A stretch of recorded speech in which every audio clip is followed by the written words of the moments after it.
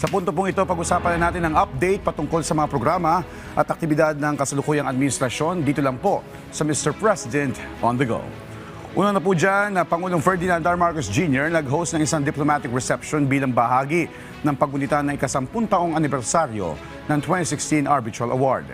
Sa talumpati ng Pangulo, sinabi nito na ang naturang pagtitipon ay hindi lamang para ipagdiwang ang isang legal na tagumpay, kundi para muling patibayin ang katotohanan na ang kapayapaan ay magtatagal lamang kung ito ay nakasandig sa katarungan, paggalang sa isa't isa at soberanya na may pagkakapantay-pantay ng lahat ng bansa.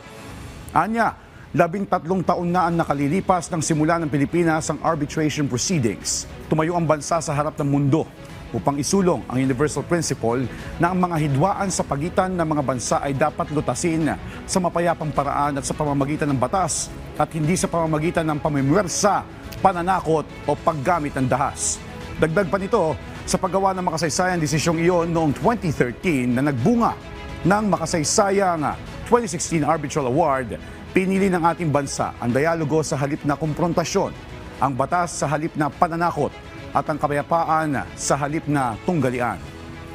Ginawa ito ng Pilipinas dahil sa matatag na pananalig sa isang rules-based international order.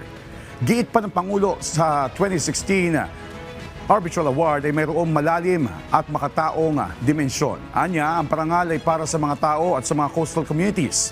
Bukod dito ay maabot rin ang kahalagahan nito sa labas ng sarili nating coastline.